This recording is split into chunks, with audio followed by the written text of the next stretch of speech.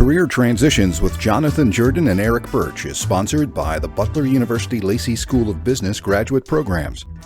Welcome to Career Transitions. I'm Eric Birch along with Jonathan Jordan, and we'd like to spend our time today talking about networking and next level networking. First of all, let's start a little bit with background. Jonathan, you have more than a year or two in consulting and in terms of helping people with career transitions. Thank you, Eric. Yes, I'm delighted to say that I've helped hundreds, if not thousands, of folks over at least the last 30 years, from high school seniors looking for summer internships to I've had the good fortune of working with two Fortune 500 CEOs and everybody in between. And it's been absolutely a joy of my life to work individually, really. There is no standard format across more than two people, for sure, on how you coach them through what could be a very challenging, difficult time, and that's through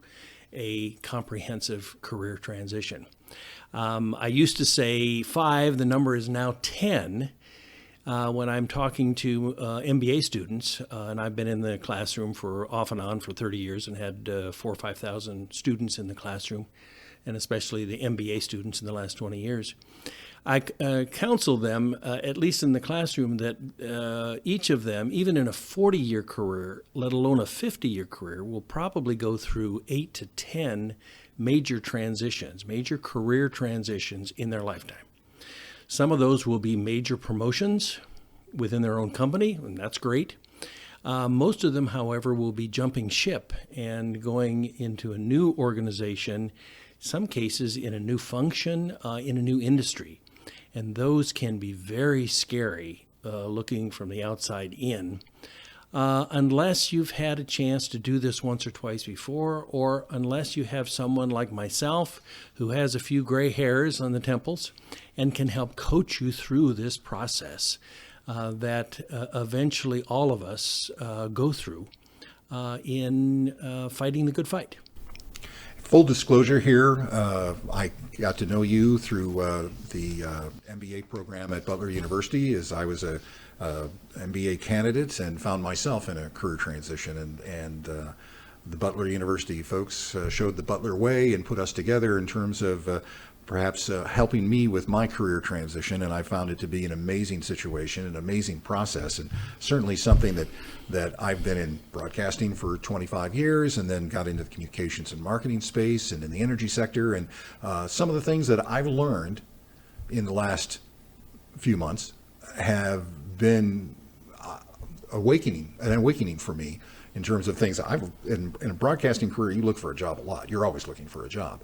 But in terms of career transition, some of the things and some of the tips and some of the ways of looking at that transition is something that is somewhat new to me. And I'm glad we're here in this particular situation in order to provide some input and some insight into that process for a lot of people.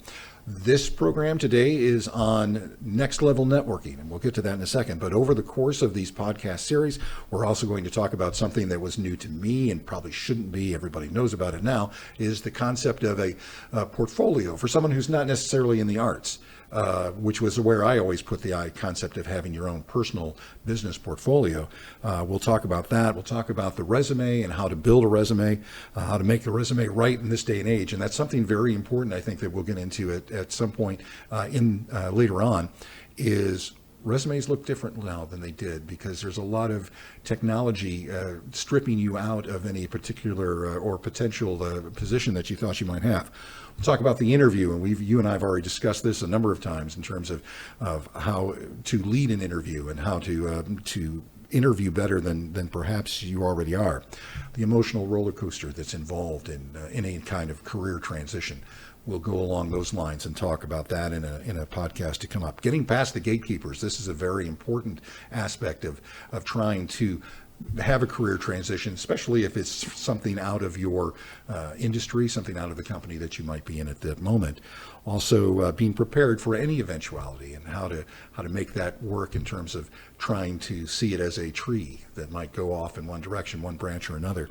Reality check. How exactly far can you go and what can you get done? and how do you get that done in terms of career transition, and then going for the Hail Mary, and I've done that a couple of times myself in terms of just what's the dream? Try for it now. What can you do along the lines of finding that Hail Mary pass that you didn't expect, and sometimes it actually does come true. And then we'll put it all together as we go through this podcast series. But let's talk about what we're here today to discuss, and that is next level networking. In terms of networking, I mean, we need to talk about the basics of networking, which everybody should know at this point, but let's start with that in terms of just a brief description of what we talk about when we're networking. Sure, there might be 4 or 5 major components in the blocking and tackling of networking at kind of the beginner level. One of those is being able to articulate your story at least at some level. Number 2 would be putting together a preliminary list of friends and family only. Doesn't have to be any more sophisticated than that. Friends and family only who you can contact first to seek out help in your career. Number 3 is understanding how to carry on a networking conversation with a total stranger.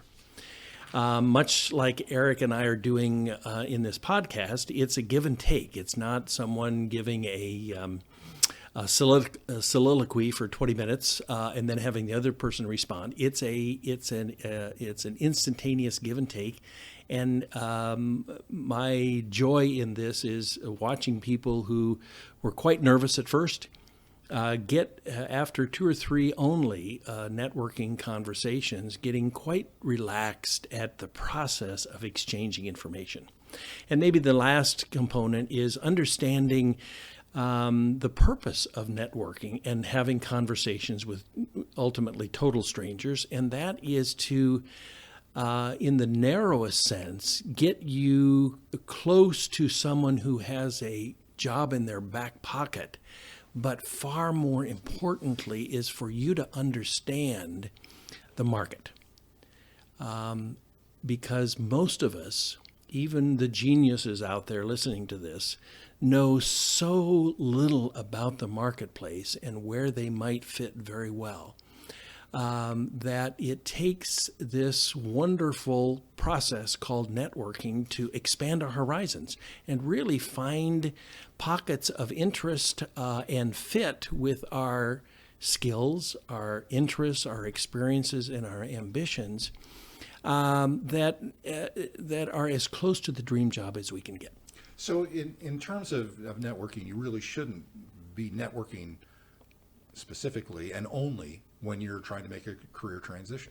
No, networking is a lifelong process. I'm a believer in lifelong learning anyway. One of the components of lifelong learning is a lifelong process of talking to strangers about your career and about the marketplace. And you can learn an enormous amount of good information that can plug directly into your plans as a professional, talking to somewhere between 25 and 50 people, perhaps every year, every year, throughout your 40 to 50 year career. When it's specific or non-specific, then you should, later on we're going to hear from a CEO who we've asked to talk about this particular subject, mm-hmm. and he talks about Phil Berry, mm-hmm. And we'll introduce him a little bit later on, but he talks about the concept of those people that you only hear from when they're looking for a job. Yes. And I'm guilty of that. I think we're all guilty of that. Yes. But that's something that you really need to minimize in terms of your forward-seeking networking. Even when you're happy as a clam at work, everything is hunky-dory. You love your boss. You love your job. You love your neighbors. The commute is easy. The pay is great. The benefits are superior. You should be networking then too. Why? Because this is a long-term process. And what you're doing is just like any successful farmer, you're planting seeds that you hope will germinate in not hours or days or even weeks, but months and years to come, so that your career is as steady Eddie, is lacks the depths of the Marianas Trench as much as possible. You want to have a career where you have lots of very interesting prospects in the pipeline. And one of the best ways to do that is through a rigorous, ongoing networking campaign. So when we take it to next level, what are we talking about? I mean, you and I have discussed this in terms of what just networking. But when you're talking next level, when you're talking about those things that will help you with a dream job or a career transition, as the point of why we're all here in the first place, what is the next level? What do you have to do that you might not be doing now? Good question, and I jotted down 4 things at least that are part of this next level, and let me just rattle these off. Networking is an opportunity to discuss career options that you otherwise wouldn't or couldn't explore. So let's take it one at a time here. Okay. I mean, that is a concept that never occurred to me in the first place, is that I've networked within my industry, in the sector that I work, but next level is you really need to expand that to maybe areas that you're not involved in, or maybe even don't have an interest at this moment. Absolutely. Some of the best insight from, again, primarily total strangers who are part of this network that you're growing. Some of the best advice and some of the best insight and some of the best opportunities that you can avail yourself of are from far afield, not just geographically, but also industry and even function. I can't tell you how many engineers that I have had the pleasure of working with who, after just a modicum of networking, had an aha moment saying, Jonathan, I think I'm better suited to marketing. I like talking to customers. And in an engineering role, I'm all internal. I get an occasional chance to talk with a supplier or vendor, but that's it. I really enjoy the spontaneity of talking to customers and solving their problems. And my comeback is simply, absolutely, not every engineer is geared to be an engineer for life. Many engineers go into other areas. Finance and marketing are 2 of the most popular. And sometimes we don't find that until 10 years into our career. Second one, networking is a proactive way to meet and engage people who may help change your life by offering new perspectives to your career.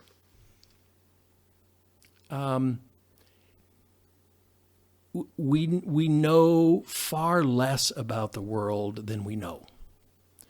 I remember telling a friend when I was 25 that I had all the answers. Now, in my advanced age, with a little bit of gray around the temples, Now that you do know all the answers. I know no answers. I know no answers because I'm now aware of how expansive the world is, and specifically for networking, how expansive the market is. I find I'm a regular 40-year reader of the Wall Street Journal every day. And yet I am amazed how surprised I am that big things have been happening right under my nose, and I have missed it for decades. The world is a plethora of activity that we'll never know. One of the best ways, besides reading the Wall Street Journal and just spending lifelong learning activities, is to network, because you're going to uncover things that you had no idea existed. And some of those may be great opportunities for you to pursue as a career. Third one, networking can uncover and unlock otherwise unpublished job openings, either existing or brand new.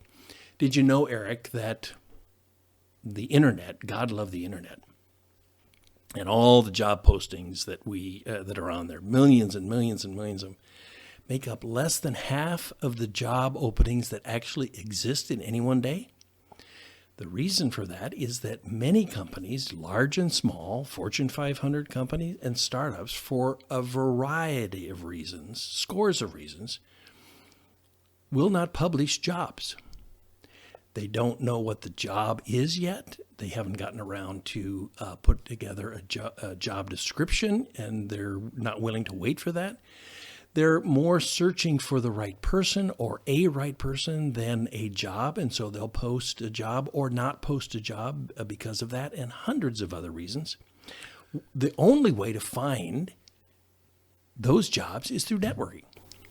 And there are some situations, and I've run into them a couple of times across my career, in that there wasn't a job, but somebody meets you, understands your skill set, and says, I could use someone like that. I could use that skill set in my company, in my project, whatever it might be. And so you wind up creating the job. And those are the best opportunities in the world because you get to write your own job description. And I have coached so many folks that, just like you, Eric, have very quickly discovered that the company wants their skills, but they don't really have a spot for them to land yet. And they often say, well, I'll postpone or I'll pull back waiting for the company. And I say, heck no. Go after it and offer to write the job description to help the company speed up the process. And the last one here of these initial 4 next level networking items that I jotted down was networking gives you an opportunity to practice articulating your career story, including your skills, experience, interests, and ambitions.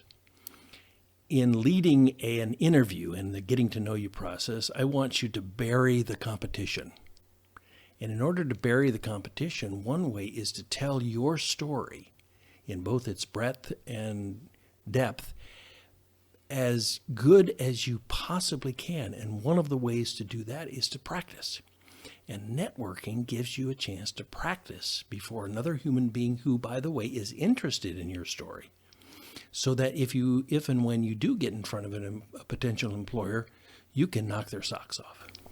It is one of the most important things that you and I have talked about in terms of that practice and getting used to telling your story in 15-second and 30-second and 2-minute versions. Yes. And so that you have that ability when somebody out of the blue asks that question, well, tell me about yourself. Yes. And I spent 25 years in broadcasting, and you think that people in broadcasting are egomaniac, megalomaniac, narcissists that Yes. love talking about themselves, and I've never been that way. Most personally. people are scared to death to talk about themselves. And why? I guess you could ask a psychiatrist or a psychologist. My experience has been simply we're too modest. And there are many, many cases and occasions when being modest is a good thing, but not during a job search, not in a networking conversation, and surely not in an interview setting. We want to be the world's expert on ourselves. Why? Because the other person sitting across from us is expecting us to be and needs us to be so that they can gather and gain the information that is now stored up in my head.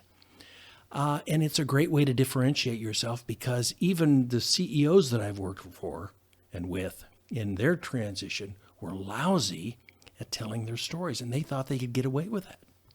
No, sir. One of the things, too, I mean, it's obvious that we're talking about the person who is in the process of at least thinking about a career transition, or is in the process right in the middle of a career transition, or is someone just looking for a job. But in terms of networking, the reciprocal needs to happen as well. You have to be able to talk, but you also have to be able to listen. Yes. In fact, listening is even and especially in a networking setting is far more important because in the listening, you're hopefully taking notes too. I'm an old college professor, so I love to see people taking notes because it tells me that they're listening and they're serious about this conversation. As a good person in career transition, when you're networking, you need to state your case, we'll say, by articulating your story well, both at the beginning and throughout. But in the interim time, listening, because they're going to be telling you little bits of golden nuggets. And hopefully you've grabbed a pen and you've got a piece of paper and you're jotting some of these notes down, because it's been my experience that these golden nuggets are there for a moment, and if you don't capture them, they're gone forever. I find myself more often than not trying to write things down because I'm that way. I mean, I'll say, wow, I really like that. I really like the way that was put. And then if I don't write it down, 3 or 4 other things will replace it in my memory. And the next thing I go, well, I can't remember that last thing we said. Yes. A classic case, this happens all the time, is that you're talking to Mary, and Mary, 20 minutes into her talk, says, it dawns on me, you need to talk to Fred Smith. Right. And then Mary goes on and talks about whatever else you're talking about. Well, if you haven't captured that name, Fred Smith, that sounds like a terrific referral from Mary. When you ask her again an hour after you've started your cup of coffee and this meeting that was heretofore total strangers, she's likely not to remember that name at all. It was there, it was important, and then it is equally gone. If you didn't write it down, shame on you. I do a lot of things, and as many people do, with my phone and with, electronically. I don't carry even though I was a reporter for so long, I don't carry a reporter's notebook anymore. I carry my phone. And so I've gotten to the point in positions that I've had where I did want to take notes, is to say, I'm not ignoring you. I'm on my phone. I'm typing what you're telling me because it's important to me and I want to remember it. So I'm taking notes with my phone. And that's kind of gets past the concept of, well, it's rather rude to be on your phone or to be whatever. You're not looking as though you're actually paying attention. Yes, any mode that works for you is great. If it's pen and paper, great. If it's the phone, great. If it's some other means, terrific. Talking maybe, and we'll go back and forth between what might be considered next level and just basics, but how big should your network be? Good question. It should be large enough that you always have opportunities in the pipeline. And the reason that it is helpful for all of us who think of ourselves as being ambitious professionals to have an active pipeline is that your boss could sign off on an outstanding performance review on a Wednesday and then walk into your office at 9 o'clock on Thursday morning and say, Fred, you walked on water yesterday, not so much today. A lot of us have been in that position. I know I have. And it's a matter of being prepared. So what would you suggest, and there's probably a dozen things, but let's talk with 2 or 3. What a person who hears this today can do tomorrow, assuming it's a business day, maybe even if it's the weekend, to take their networking to the next level. Good question. There are a number of things. Let me give you 3. Number 1, start a database. Now, LinkedIn is a wonderful social media resource to collect names. And if you already have that, great. You've got a start of your network. But the names themselves and the contact information is not sufficient. It's a start, but it doesn't get you to next level networking. Put together a database is number 1. If you're using LinkedIn, great. If you're just using an old-fashioned Excel file, do that. And I would start with a goal of having 25 people. Secondly, I would engage them again. Whether you are happy as a clam again in your job or not, I would send out a brief email to each one of them saying, just checking in. How are you? It's been too long. What's going on in your life? That's all you have to do, especially if you are at a stage in your career and your job where you are happy as a clam. The third thing I would do is identify in your own time, in your own way, where you're headed career-wise. Most of us are opportunists in our careers, and we go in areas that are open, instead of going into areas of interest to us in a proactive manner. So I'm suggesting this step 3 is simply taking a more proactive approach to your career and actually writing down on a piece of paper or typing them in on your iPhone those 3 or 4 or 5 things that you would love to be a part of before your career is over. This podcast is sponsored and produced in cooperation with the Butler University Lacey School of Business graduate programs, a business school on the rise, experiencing tremendous growth in both enrollment and academic quality. The Andre Lacey School of Business at Butler University is poised to open its brand new building in the fall of 2019, featuring collaborative classrooms and workspaces, a training room, and other amenities. The new building supports the long-term vision to foster further interaction between Butler students and the business community. Check out the growing list of graduate programs available through the Butler University Lacey School of Business by visiting butler.edu. Jonathan Jordan and I are back to discuss, let's go back maybe to the beginning and how one would start a networking relationship with someone. Let's assume that you have Mary Smith name in front of you, and she's been referred to you by a colleague of yours as someone who would be good to talk to. And that's really the only premise that you need. A quick aside, many clients that I've had have been almost anal, Eric, in wanting to vet the names that they had received from as referrals to networking. Vetting meaning they wanted to make sure they were talking to the right person and didn't want to waste their time or my client's time. And I coach them by saying, how do you know they are the right person or the wrong person? The reality is you don't until you've had a conversation with them.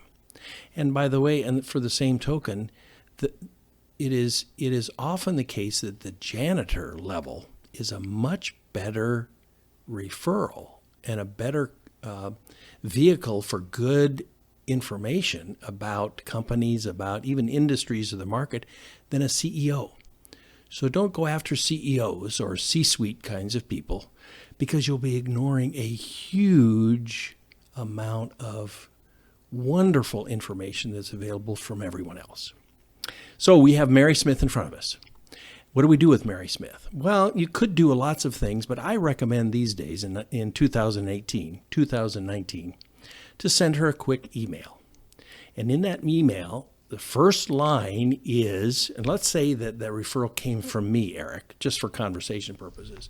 Your first line in this very brief email is, Jonathan Jordan suggested I contact you. Why? Because in a referral, you are a total stranger. And if you don't mention the person who connected the two of you, what is Mary Smith likely to do? She's likely to ignore your email because you're a total stranger and there's no reason for her, no benefit for her, real and perceived, for her to help you.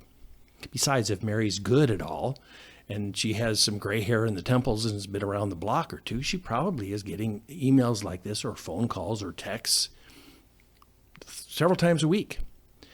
So start your email off saying, Jonathan Jordan, or whoever gave you the referral, suggested I contact you. The second paragraph is a very brief 2 or 3 point summary of some key accomplishments that you have experienced in your career that you think at the 10,000 foot level might interest Mary. And you can start that paragraph by saying, Mary, I think based on what I know of you, these 2 or 3 accomplishments might give you an insight into my skills and experience. And then the third, we'll call it a sentence, it's not really a paragraph, is, Mary, I would like to get together for a cup of coffee. Can we arrange something in the next 2 weeks? And you might even go the final step of saying, Mary, I'm available next Tuesday at 4:30 at the Starbucks around the corner. No, it doesn't necessarily have to be someone that you're always networking with somebody in town. I mean, it works for visiting for a cup of coffee, but maybe and as we've gone through the process, and you've given me some people that referred people to me that I might be able to network with. Some of them weren't necessarily in our Absolutely. specific area.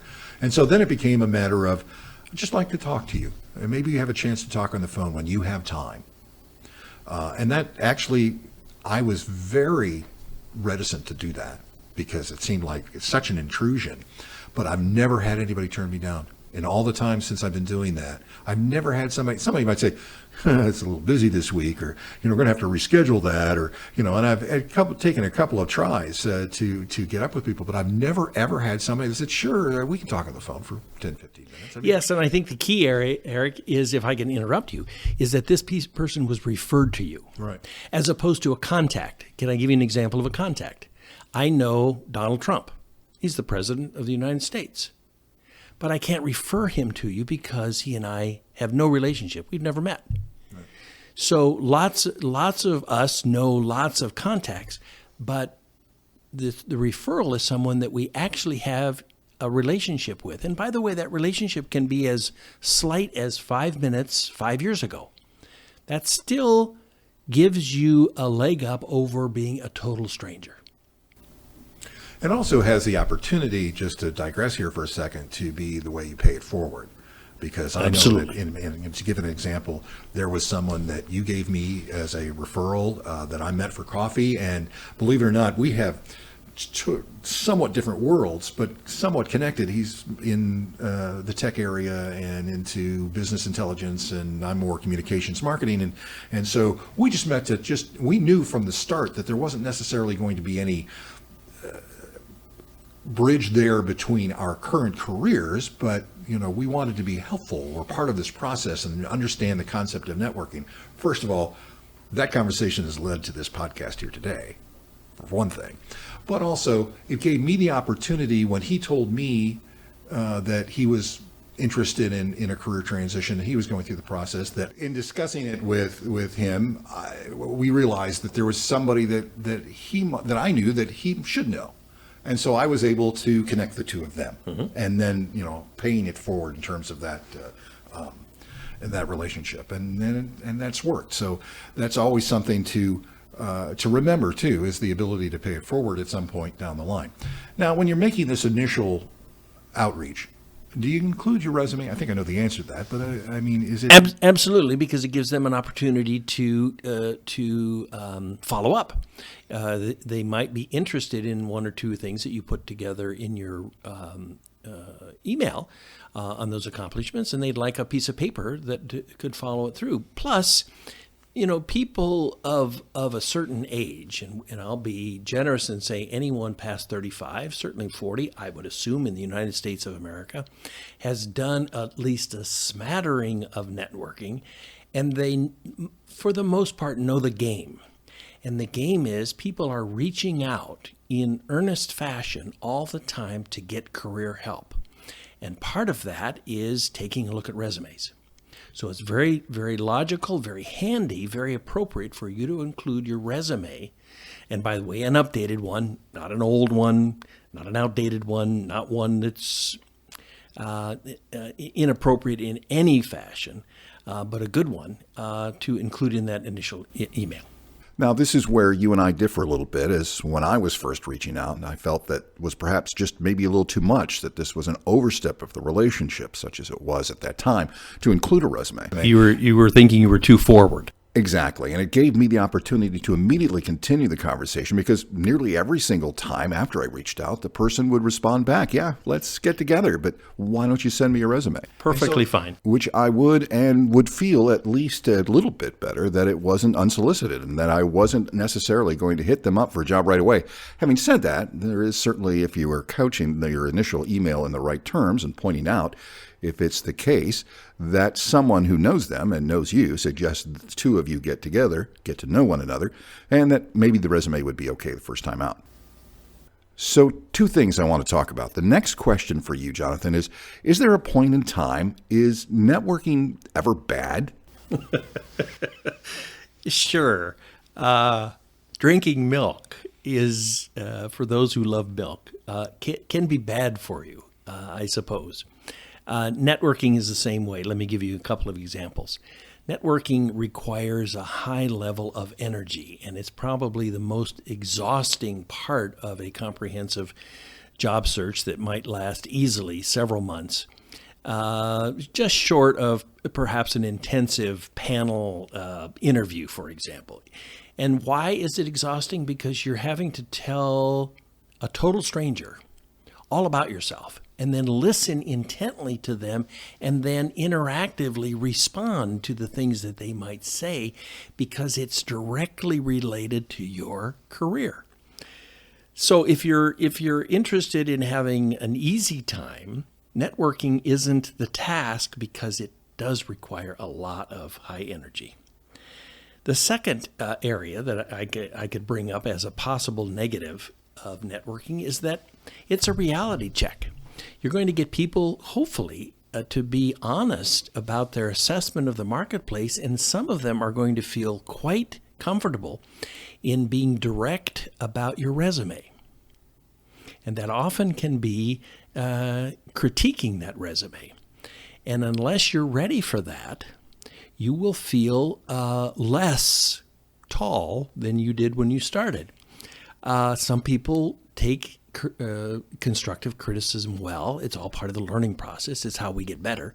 Some people don't take it that way, though. They take it as an affront. So networking is an area that you have to stick your neck out, because you're asking for help in an honest way. And by the way, a way that's been going on for centuries. This is nothing new. And one of the drawbacks of that is getting unvarnished feedback about both your career direction and about things like your resume too.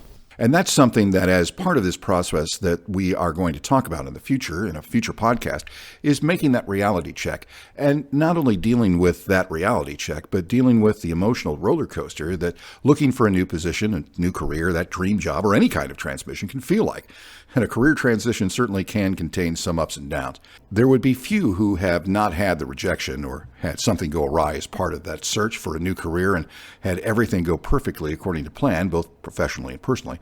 I would think those would be few and far between, but we'll be talking about those situations and what you can do to weather that storm in future podcasts. We have wrapped up our time for today. If you have any questions or comments about today's program, please email us at careertransitionspodcast@gmail.com. We'll answer your questions and comments, perhaps feature them in future podcasts. We also have a special offer for you.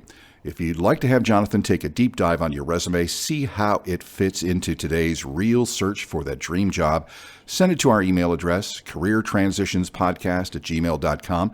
Jonathan will do that for you free of charge, and that offer stands for the first 30 people who respond. Our next podcast will be on the portfolio, an essential tool for anyone making a career transition. Career Transitions is sponsored by and produced in cooperation with Butler University Lacey School of Business graduate programs. Thank you so much for joining us today. Thank you so much for having me, Eric.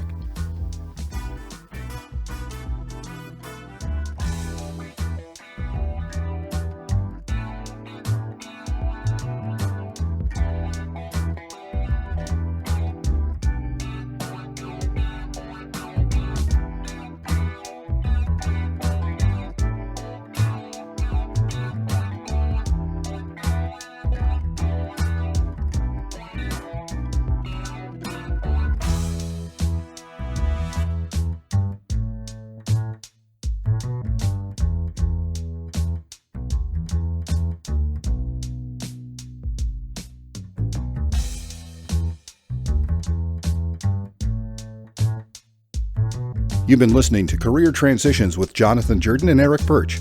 Questions or comments regarding this podcast should be directed to careertransitionspodcast@gmail.com. This podcast was sponsored by the Butler University Lacey School of Business graduate programs. Find out more at Butler EDU. Our music was written by Kevin MacLeod.